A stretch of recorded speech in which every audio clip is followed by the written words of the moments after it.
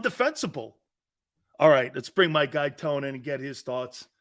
We call it the segment, and he's Big Sales. Catch him on weekends too. How you doing, my friend? How you feeling, sir? Good to see you.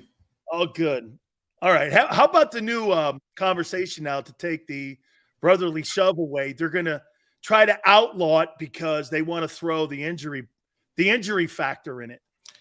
Wow, the NFL cares about injuries. That's a conversation right there, right? You know, let's forget about the other 70 plays that are ran in the football game, right? Let's just focus on the quarterback sneak. The quarterback sneak is a tried and true formula in the NFL. It's been around for decades, right? It's been around for well over half a century. It's a quarterback sneak, right? And let's be totally honest with this. You know, we've seen so many plays where, you know, the running back has the ball, right? And he's running downfield. He breaks a couple tackles, and then he gets into a stalemate with a few defenders. And all of a sudden, you see offensive linemen pushing him over. You know what I mean? So what's the difference between it happening at the line of scrimmage versus it happening in the open field? I don't understand it, but it's okay, though. It's because we're Philadelphia, and we're used to being the most hated. But it's all right. I actually love that. I'm sorry. Hey, I'm sorry, but I actually love that badge when you're the most hated. I don't know. I love it, too. It's probably man. something to do with Big Sills here. Yes, sir. Let me get your takeaways. I'm not going to pollute the question to you, so Yes, I'll sir. just ask you flat out, what were your takeaways from Sunday's game? First and foremost, Jalen Hurts, hell of a performance. Super proud of him. I said he was going to have a big game, and he did just that. It didn't look exactly how I predicted it would, but still over 300 yards passing, two total touchdowns, one passing, one rushing, over 70 rushing yards, 15 attempts. Outside of that one interception, I think there was some miscommunication there. I think Jalen Hurts was anticipating a back shoulder situation, whereas though AJ Brown wanted to come over the top. So I think there was just a bit of miscommunication on that throw. But still, Jalen Hurts was sensational. Brian Johnson called his best game of the season. He seemed like he had full command of what he wanted to do. And you saw how good this offense looked when you actually utilize the weapons that you have at your disposal. I felt like Brian Johnson used his entire deck of cards, right? He hit Dallas Goedert. He hit DeAndre Swift. He even threw the ball to Jack Stoll. Obviously, A.J. Brown, Devontae Smith, you know, it wasn't his day, but it's okay. It's the NFL. Things like that happen. But overall, I feel like Brian Johnson had full command of all his pitches. Sean Desai, man, wow. First half was brutal. I'll admit, when I saw that first half and I saw Cooper Kupp doing his thing, I got nervous right away, and I thought this game was going to be in the 30s, maybe the 40s, the way these teams were, you know, shooting the ball up. But man, Sean Desai's second half came out, made some adjustments. You saw in that first half, he was trying to throw every single slot corner they had on the roster at Cooper Kupp. They threw Eli Ricks on him. They threw Mario Goodrich on him. You know, they tried to throw a safety on him and Josh Evans. And then finally, they found some consistency with Bradley Roby, the new guy they brought in. And you saw Bradley Roby essentially shut him down in the second half. Sean Desai made some great adjustments. And pressure.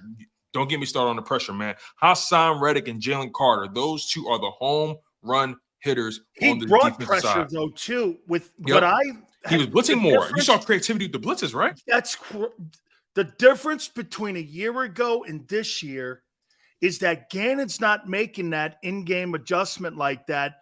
They would have went status quo, Tone. Instead, what did he do? He tried to mix and match the personnel in the secondary to try to find the best fit.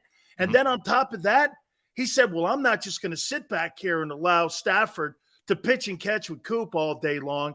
We've got to do something drastically different. He put his balls on the table. He rolled it and said this, let's go get this guy. And what that did was it freed Carter up. You started seeing, hey, dude, that first series that the Rams had, I mean, they dumped Matthews on his head. Yeah, there was a moment. Well, you know what? Staying on Sean Desai really quickly, right? His ability to make adjustments and his ability to take risks, or his willingness to take risks.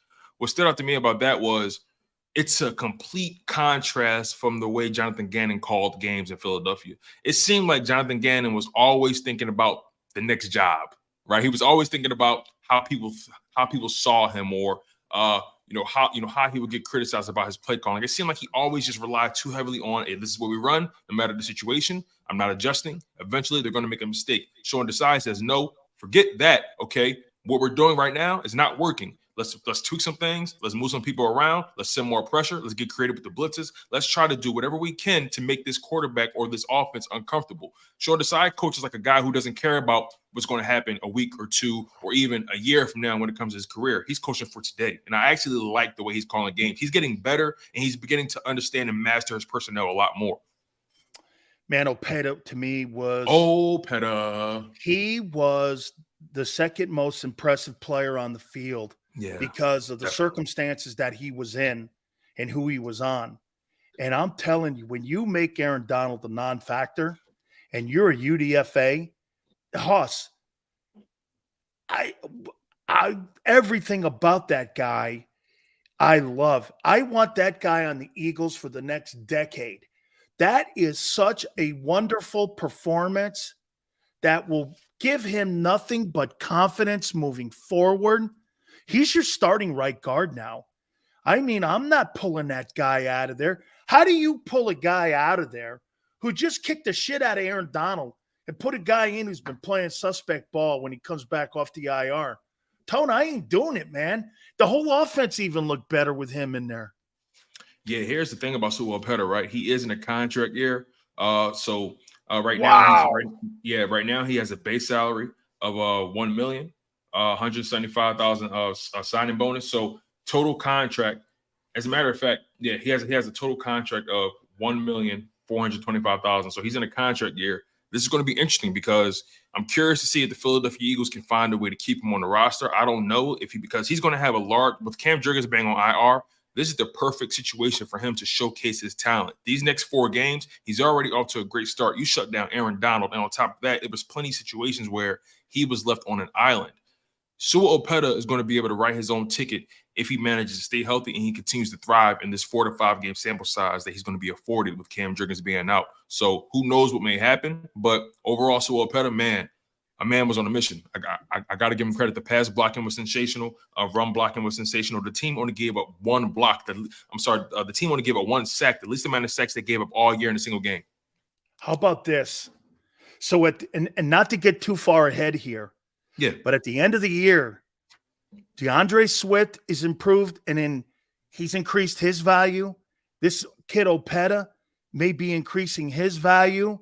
You're talking about 2 players right Nicholas now. Morrow increasing his value at linebacker. Morrow too. Zach Cunningham increasing their value. Yeah. These guys are all showcasing right now the ability for other teams to take a look at him and for Opeta being able to get this. So when I go into free agency in the offseason, Tone, the tape that personnel people are going to look at is me killing Aaron Donald. You're going to make some money, man. Yeah. Yeah. And, the fact of the matter is with offensive linemen, I'm a firm believer that offensive linemen aren't at their best earlier in their careers. I think offensive linemen, when they hit like 29, 30, 31, they're in the prime of their careers.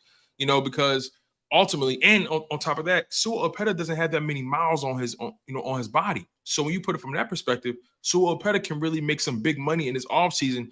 And I think he's going to be 20. He's 27 right now. So by the time the next offseason comes, I think he'll still be 27. He may be able to score a 3-year deal from another organization, maybe a 3 or 4 year deal. You never know, man. Sewell Opeta, he has a big $45 Yeah, he has a big opportunity. It's so funny. Jason Kelsey talked about it. I think last season. He said, "Listen, Sewell Opeta, he's like a Tesla stock. Buy early."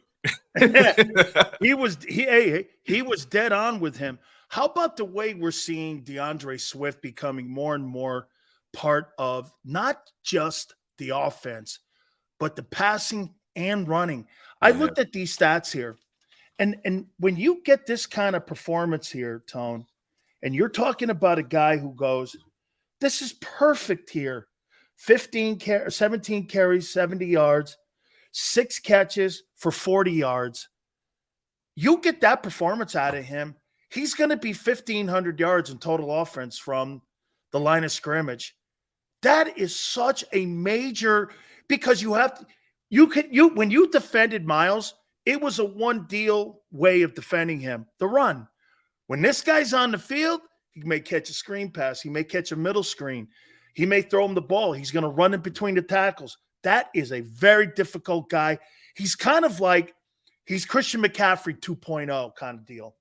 Yeah, the thing about what happened yesterday, you saw Brian Johnson again. He used every weapon that he had in the toolbox for the first time, for the first game all season. You felt like everybody. Well, let me word it this way: for the first time all season, the defensive coordinator that they were going up against had to defend every player and had to defend every blade of grass. You know, DeAndre Swift was a threat. And that's the kind of game you really want from him. Of course, DeAndre Swift had amazing games with 170 rushing yards, you know, the 130-yard game. That's cool. But what you really want from DeAndre Swift, you want 80, 90 rushing yards. You want 40, 50 receiving yards. You want him to be a weapon. You don't want him to be a running back. You want him to be a weapon. And you saw Brian Johnson incorporating him much more in the passing game than he has in the past. You saw him lining up as a wide receiver. You saw him running in the flat. You saw him doing all kinds of things and running all types of variations of the RPO and in the run game. He was just a weapon yesterday with 100 yards of total offense from scrimmage. He was just sensational, man. Dallas Goedert, AJ Brown, those dudes. You had 3 guys on offense with over 100 yards of production. Think about that. And I understand that's the first time all season. It was sensational. And here, I said this earlier about DeAndre Smith, Devontae Smith. To me, it was a moment. It's not behavior. Yeah, I'm not worried about him at all. I'm not. But I don't need Nick coming over and putting love taps and hugs and shit on the sideline to – I mean, again, I'm not even blaming – I'm not really even on Nick for that. I'm just saying that, get this, they're professionals. They understand that. And to me, I mean, it's not about your feelings and shit like that. Your quarterback knows that. Everyone has to know that. And so for me, I thought it was just a moment. He's not a behavior issue. He's not, and I'm not even suggesting that. I'm just saying that kind of shocked me a little bit there, that little moment there on the sidelines to say, hey, don't worry, you'll get yours. I mean, you're winning a ball game here. He had a similar moment in 2021, but obviously the context is significantly different. They were losing that game to the New York Giants, and he wanted the ball to come to him instead of going to Jalen Reagor, and we all know how that game ended. But, well, you know, I'll be honest with you. I actually liked the way Nick Sirianni handled himself on the sideline. I didn't see him, you know, consoling Devontae. I didn't see that, but I have been hearing people talk about that. But I actually liked how Nick Sirianni handled himself on the sideline yesterday because, for example, you saw Quez Watkins catch a bubble screen. You saw Olamide Zaccheaus and you saw Devontae Smith give him 2 perfect blocks. They gave him an alleyway to get through. All he had to do was run through it. What does he do? He runs to the outside and runs to the boundary, and then it ends up being a loss when it could have been maybe a 5-yard gain for the first down. I think it was 31, 32. Yeah. All he had to do was just run through the alleyway, but he got scared. Stick your head in there. Right. My point of bringing that up is when that play happened, Nick Sirianni threw his headset and he was furious. So my point in bringing all that up is Nick Sirianni and Jason Kelce, they understand what's on the horizon. You cannot, even with the interception by Jalen, he ripped him too. They understand. They have the Dolphins coming up. They got the Bills coming up, the Chiefs, the Cowboys. You know, the road is only going to get tougher, and they cannot afford to miss opportunities like that when they know they have the talent and the repertoire and the weaponry to be able to get things done, especially things like that. They can't afford to have people who scared out there to get touched. They know what's at stake here. So I actually was pretty pleased with how Nick Sirianni held them accountable all throughout that game. The play of Jaylen Carter is just getting better and better and better each and every single week. I'll tell you what, Quentin Williams, Dexter up Lawrence, in New York with the Giants. There's a couple other guys around the league that you could say, but I'm going to say this to you, man. I mean, I've seen very few defensive tackles this year have the same kind of impact that he has, and I'm not just talking about a rookie. I'm just talking about an interior. You know, the guy in Washington is pretty good. Oh, Allen and Montez Sweat. Allen and it was Jonathan Allen, Panic on Montez Sweat. Oh, yeah, Payne, that's right. Yeah. And them dudes. But I don't think I've seen a better guy in the first month in a game now that has played better defensive tackle. I mean, this guy might be playing all pro football right now. No, you're absolutely right. Here's the thing, Jaylen Carter.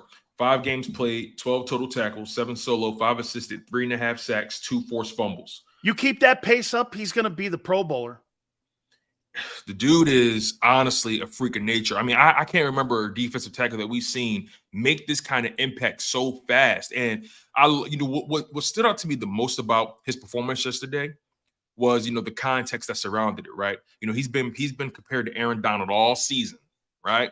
And he finally gets his opportunity to compare his game to his in that matchup. And what does Aaron Donald do?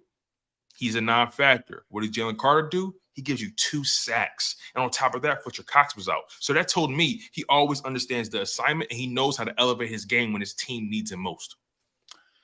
Let me move off that game. What'd you think of that Dallas Cowboys ass beating that shellacking? I mean, 42-10. Let me say this to you too, Tone. When you get a beating like that, and it was a high advertised game, and it was a moment for Dallas, that's exactly right there, the moments you and I and everyone around the country talk about with Dallas. You've got to win games like that if you're going to be a true contender. How about this, Tone? I would have been more in line to stay with Dallas as a true contender for the Super Bowl if it was 27-26. Yeah, it wasn't competitive. The game wasn't competitive. It was maybe the first 7-8 minutes. After that, San Francisco just stepped on the gas, and then they stepped on their throat. I watched that game from beginning to end with my wife, right? And everyone's been talking up this game for the past few weeks. Everyone's been looking forward to this game, and I've even talked about it, right?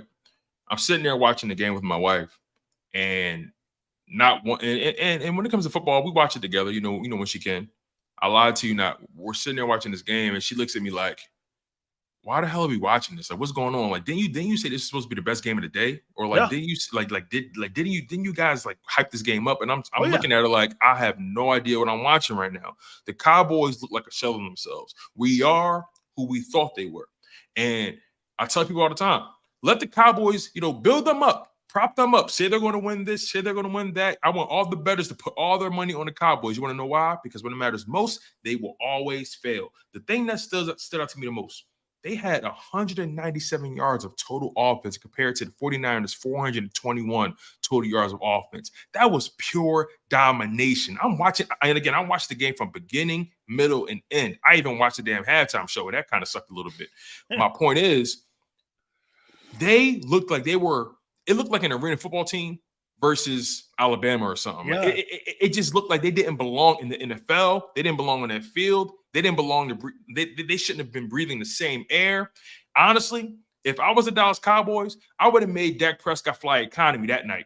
He's not getting on the team plane. He's flying economy. Mike McCarthy, you're catching the bus. How about Parsons? Michael Parsons, non-factor. First of all, why do you put him on Trent Williams? That is asinine. Let me stop you here and say this. Do you really think, and get this, I never thought I would ask this. Do you really think Michael Parsons is better than Hassan Reddick? I'm taking Hassan Reddick because he comes up in big spots. Now, obviously, Hassan Reddick, he's limited in the run game. But I will say this, though. When you think about the way this team is defending the run this year versus last year, Hassan Reddick is still in the field. So it seems like Hassan Reddick understands his role. And him playing next to those guys like Jordan Davis, Jaylen Carter, and those linebackers, it allows him to play better in the run game. But I think Hassan Reddick has actually been playing very well in defending the run this year. Michael Parsons, he's not physical. He was a non-factor. He's not physical. They ran at him, and he looked average. I was like this. When they ran at him, I was like, I got to tell you, man, if anyone ever makes that comparison again to Lawrence Taylor, they got to stop. You need to Brock Purdy's jersey was so clean. So Brock Purdy's jersey was so clean, he could have wore it the following week. He could have wore it to a wedding. I'm telling you, he is so – you know what? He may not be overrated, but he is so overhyped that he's the most overhyped player in the league.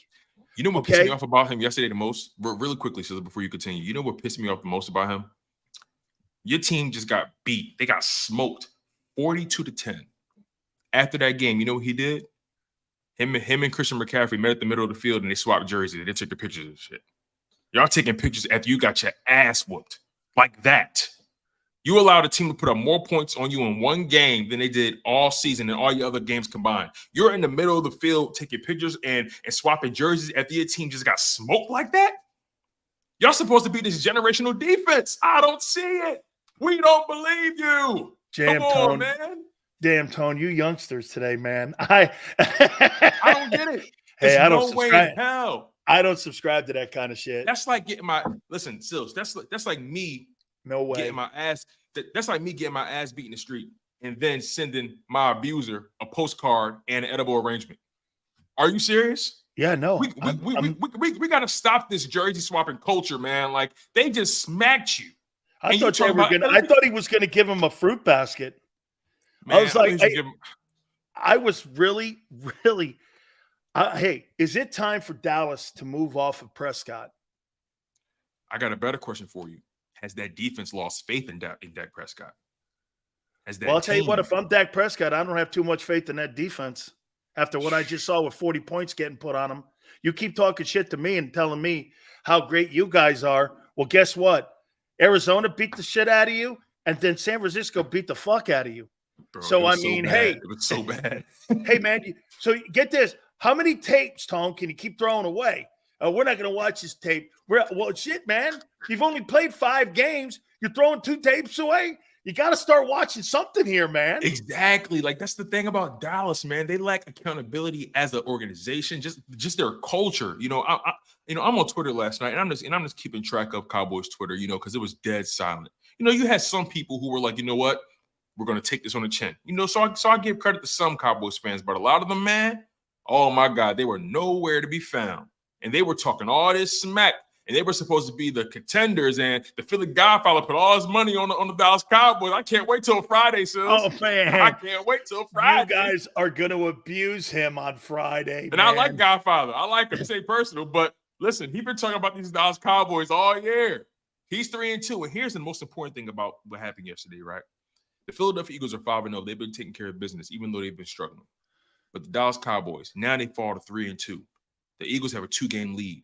These are the moments that I'll appreciate about the Philadelphia Eagles and them taking advantage of opportunity. You know, if you win this game and Dallas loses, you create more distance. Now you create room for error. Not that we want it to happen, but you create room for error. You create flexibility for yourself later on in the season, and you force Dallas to become desperate. So I'm really proud of this Eagles team. I'm disappointed in the Dallas Cowboys. Disappointed because I actually respect the Dallas Cowboys. But I'm disappointed in the way they showed up in that game. They look like they didn't belong to breathe the same air. Absolutely not. They were manhandled there. Now I'll ask you for another week. Are you buying Purdy? You got to respect that, man. We got to respect that, man. 144 rating. Listen, we got to respect that, man, because at the end of the day, right? 4 touchdowns, no picks. Because, you know, a lot of people say, well, you know, they didn't give Jalen Hurts the benefit of the doubt, right? And my thing is, I don't know about they're not giving him the benefit. But I did, right? So my point is, like, when it came to Jalen Hurts, I was all in on Jalen Hurts, right? I was all in. So I don't know about these other people, but I was all in. I'm looking at Brock Purdy, and I saw every throw he made, and he throws a good ball, man. You got to give credit where credit is due. He throws a good ball. He runs that offense to perfection. That team, also, he's surrounded by such an amazing cast. And I'm not saying that to take anything away from him, but he's doing everything he has to do to put that team in position to win. Look, man, you got to give credit where credit is due. We all watch football, man. He throws a good ball, man. You know why he looks better than Hurts right now? Can I tell you why? He throws a good ball. No. There's more tape on Jalen, and they're able to defend Jalen. Yeah. They haven't seen a full season with that guy yet. He in his career, how many games has he played? 11? 12? Something like that? I think 11, 12. He's not even played a full NFL season, so right. You really don't have a ton of tape on his ass right now, and you're still kind of figuring out, can he take internal pressure? Does he take blindside pressure? How does he deal with this? Hey, is he great? Maybe we could confuse him on crossing routes and passing receivers. You're still figuring him out. Jalen's weeding through the second level now.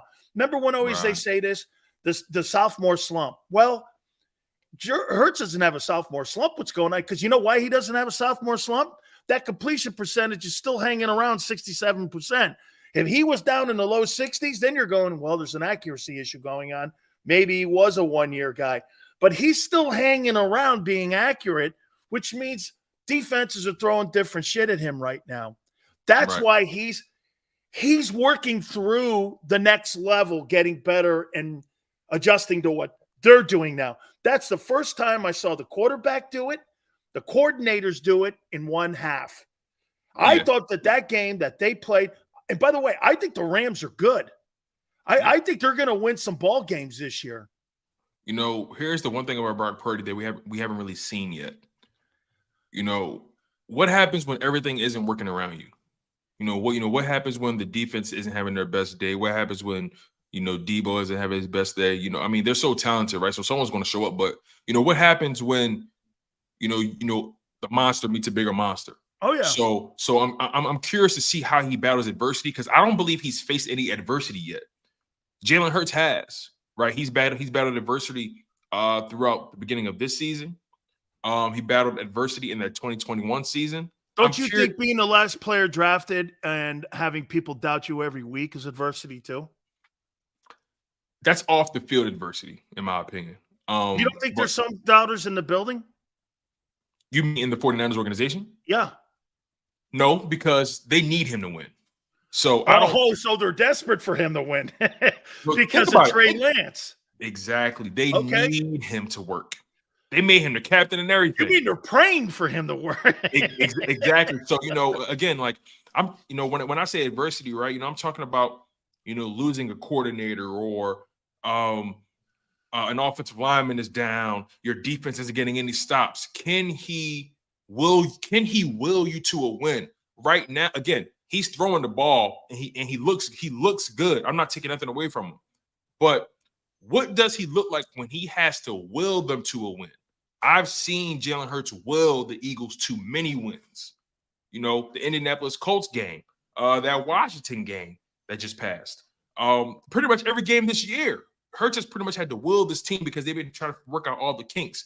I respect Brock Purdy's game, and he's doing everything he has to do in his situation, and it looks spectacular. They look unbeatable. But we need to see what happens when iron meets iron. What happens when the fire meets the fire, okay? And that's what I'm waiting on. I want to see what happens when he's getting beat up, and he still has to dig deep. It still looks like he's just doing his job right now. But I don't see the rough edges yet. Finally here, I'm going to say this to you, and I probably wouldn't have said this if I hadn't seen it for myself. I watched the Baltimore-Pittsburgh game, and then I watched Hurts against the Rams. I'm totally convinced now Hurts is better than Lamar. Okay, what convinced – okay, I'm glad you brought that up because that's an interesting talk. What convinced you – what did you see in that Ravens-Steelers game that led you to say, okay, Hurts may have passed this guy? What did you see specifically? Because I watched that game too. When Jalen got to the sideline one time, and here some obscure plays that most people won't realize. So Jalen is sprinting to his right from left to right, and he's running out of bounds, but he made sure he got outside of the box to throw the ball away so he wouldn't have intentional grounding. Lamar Jackson threw the ball down the field, middle of the field, not knowing that's being called right now for. I don't like it, but I don't like it. But I don't like the rule either. But Jalen knows where he is on the field at all times. And then the other thing that makes me say that is because he's just more accurate. If you look at Lamar right now, Lamar hangs around for his career at around 62, 61. Tell me maybe he's increased that with Monken. I don't know if he's increased that number on completion percentage, but for his career, he's hung around 62, 63. So for this season in particular, he is completing 69% of his passes. He's completing 69.9. You might as well say 70%. So this year he's completing 70% of his passes. That's great. Last year he was completing 62%. So it's jumped significantly. Okay. But he was very inaccurate, though, in that Steeler game because they were throwing multiple. But then again, you know what? When you play against guys multiple times. You know what? I'm glad you said that really quickly. Let me throw these numbers at you, right?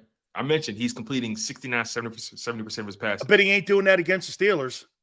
Exactly. Listen to this. Week 1 against Houston, 77%. Week 2 against Cincinnati, 72%. Week 3 against the Colts, 71%. Week 4 against the Browns, 79%. Week 5 against the Steelers, 57%. I bet you that hangs around that number for his career too. That was an ugly performance. And granted, it's a divisional game, so I kind of want to give that the credence it deserves. But to go from averaging 70% throughout these first 4 games and you drop that far, you can't have those kind of games. You just can't. It just seems that Jalen has just better field presence. Dude, that run, when it was 17-14 in the third quarter, he broke their back so many times. Tackle and goes up the sidelines.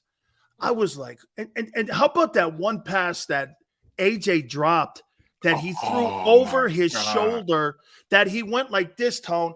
He's coming right. The only place you could throw it was right there. Both feet were in. He couldn't have walked that ball out there and put it in his hands any better. Tell you, man. He had one pass to Dallas Goedert. I think it was on the left side of the field. It was the 50-yard catch by Dallas Goedert, his the biggest pass of the day, I believe. He threw such a beautiful ball to Dallas Goedert. He just dropped it in the breadbasket. Dallas Goedert was able to catch it in stride. That's how you know it's a perfect ball, when a guy can catch it in stride, right? Man, like Hurts, like you said, it'd be different if the completion percentage had dropped and they were struggling. But no, you're not seeing that. You're seeing the completion percentage still flirting around 66, 67, 68. And, you know, they're just working out the kinks of what they want to do on the field. I think this game was the precursor to what's to come. Like you said earlier, right? The 49ers are going crazy right now. But are they at risk? Here 5-0. They're burning so hot. They're cooking they're cooking I don't believe it's sustainable. Temperature. I don't know how sustainable. We're only 5 weeks in. We have 12 weeks left. I agree. I don't know how hot that flame can burn. Whereas the Eagles were that way. The Eagles were 17 weeks. They burned it. Yeah, but it was lesser. It was versus lesser players. Exactly. Yeah. And the schedule wasn't as hot. And I don't know. See, the 49ers, I don't know what their schedule looks like and what it's ranked and how hot that thing is, because the Eagles, again, you know what's crazy too? Just watching Kelsey, like you said, Tone, Kelsey knows what's coming. And I'm not saying that they're fearing any team, but what they want to be doing is they want to be ironing out all the kinks and all the shit that they have, that they're not good in the red zone, 2 for 6, all that other stuff. They want that stuff rectified going into those Bills games. Listen to this schedule for the 49ers. This schedule isn't anywhere near what the Eagles are doing right now. But like think about the schedule. They may go undefeated. If they beat Philly. Listen, they got Cleveland in week 6. Wow. Week 7, they got Minnesota. Week 8, Cincinnati. Then they got the bye week in week 9. Then they got Jacksonville, week 10. Week 11, Tampa Bay. Week 12, Seattle. Week 13, Philadelphia. Week 14, Seattle. Week 15, Arizona. Week 16, Baltimore. Week 17, Washington. Week 18, the Rams. The way they can really go 16-1. Yeah. They can really go 16-1. Who are they losing to? Just checking. You know who they're losing to. You know who they're losing to. Okay. Because I heard 16-1 there. Yeah, you know. Because it's at the link, right? It's at the link, baby. Listen, man, it's a 2-horse race, and this is going to be a clash of the Titans. Like, I'm so looking forward to this matchup. December 13th, right? We're on a collision course. December 13th. December 13th. Let me see. The game is December 3rd. December 3rd. Yep.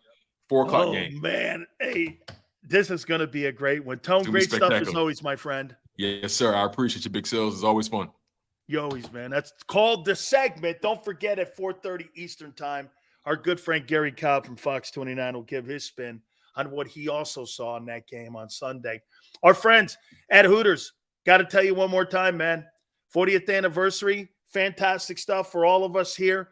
Today, our winners, Mike and Don, congratulations to you. We announce our winners each and every single football Monday, Tuesday through Friday. We give you an opportunity to register to win some gift certificates and some merchandise.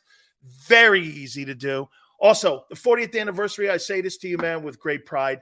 It's the official sponsor of the National Football Show with Big Sills here. If you don't want to go to any one of the locations, go to HootersToGo.com.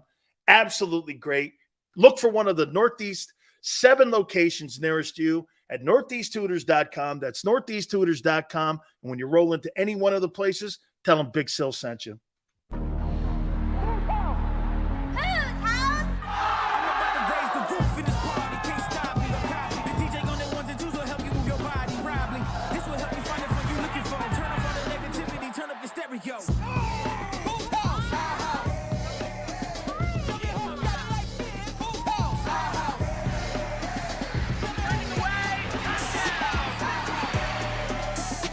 Football and Hooters, the perfect pair.